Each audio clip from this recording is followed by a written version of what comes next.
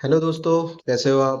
दोस्तों, हम आपके लिए लेके आ गए हैं रिलायंस पावर के बारे में एक बहुत बड़ा अपडेट। दोस्तों, आपको पता है कि रिलायंस पावर एक ऐसा शेयर है जो बहुत जल्दी बहुत ज़्यादा रिटर्न दिया जिसने।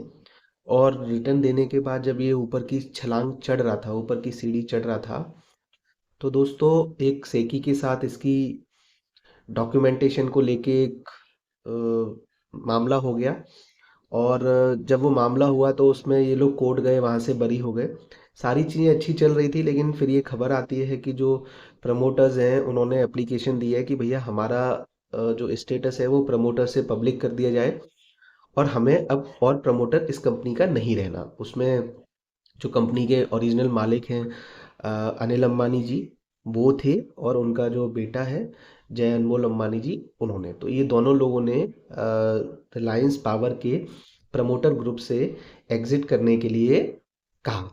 तो दोस्तों जैसे ही ये उन्होंने एग्जिट करने के लिए कहा तो ये शेयर गिरना चालू हो गया और पिछले 4-5 दिन से लगातार गिर रहा है। और ये 40 रुपए के नीचे आ गया है। अब दोस्तों उसी सिलसिले में, क्योंकि उन्होंने जो अपनी एप्लीकेशन थी वो रिलायंस पावर के बोर्ड को दी थी। अब बोर्ड ने कुछ निर्णय लिया है।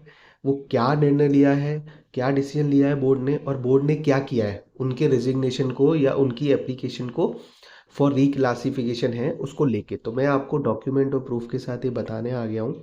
और आप इसको देखिए और समझिए। देखिए दोस्तों, ये 10 जनवरी को मार्केट बंद होने के बाद ये मीटिंग हुई बंद कमरे में। वहाँ से ये निकल के आया। और अब जब ये मार्केट ओपन होगा तब इसका इम्पैक्ट आएगा। लेकिन आपको पता होना चाहिए सबसे पहले और सबसे जल्दी, और डॉक्यूमेंट के साथ, प्रूफ के साथ, वो मैं आपके लिए लेके आता हूँ। देखिए दोस्तों, इन्होंने क्योंकि ये रेगुलेशन 31A है, मैंने आपको बताया था जब भी शेयर में मालिकों में चेंज होगा तो 31A यूज़ करेंगे। देखिए इन्होंने लिखा है कि dear sir, further to our letter dated January 3, 2025, we hereby inform that the board of directors at their meeting held on January 10, 2025 has reviewed and analyzed the application made by Shri Anil Dhirubhai Ambani ji, promoter, and Shri Jay Anil Ambani ji, person belonging to the promoter group, to reclassify their status to public, and noted that the same are in compliance with the provision of regulation 31A of the listing regulation। तो board अपनी बात ये कह के शुरू करता है कि हमने बोर्ड मीटिंग की, और बोर्ड मीटिंग में जो अनिल अंबानी जी और जो उनके बेटे जय अनमोल अंबानी जी ने एप्लीकेशन दी थी कि उनका स्टेटस रिक्लासीफाई करके एज ए पब्लिक कर दिया जाए, उसको हमने रिव्यू किया है, एनालाइज किया है, और हमने चेक किया है क्या वो ये चीज़ कर सकते हैं as per the internal boards की गाइडलाइन और सेबी की गाइडलाइन के अकॉर्डिंगली। तो इन्होंने आगे कहा है, the board was of the view that the application be proceed with the requisition steps in accordance with the provision of the listing regulation and other applicable provision of law। तो board ने ये कह दिया है कि भैया जो उनकी एप्लीकेशन है वो प्रोसीड की जाए, उसको आगे बढ़ाया जाए एज पर द लॉ।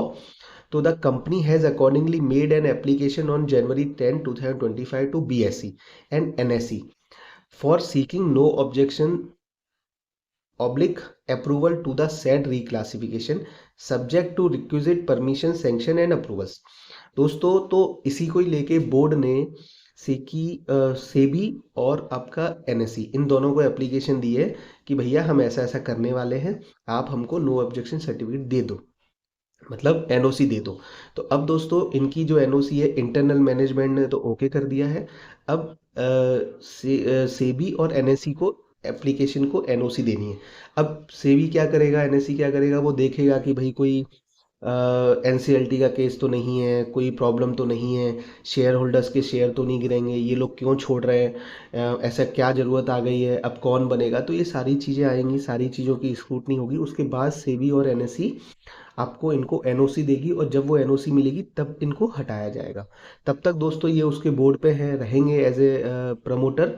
और जैसे ही ये इंफॉर्मेशन आ जाएगी तो ये एक पब्लिक की तरह हो जाएंगे और वो चीज़ें ख़त्म हो जाएँगी।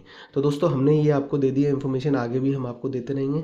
आप बताइए आपको इन्फॉर्मेशन अच्छी लगी है तो प्लीज़ वीडियो को लाइक कर दीजिएगा, चैनल को सब्सक्राइब करिएगा, बेल आइकन प्रेस कर लीजिएगा और दोस्तों कमेंट ज़रूर करिएगा। एक कमेंट से आपका बहुत सहारा मिलता है। एक कमेंट कर दीजिए, आपका एक कमेंट करने से कुछ नहीं जाएगा। आप फीडबैक दे दीजिए हमें, कुछ तो करिए दोस्तों, लेकिन प्लीज़ कमेंट करिए। ऑल द बेस्ट दोस्तों, खुश रहिए और पैसे कमाते रहिए। धन्यवाद।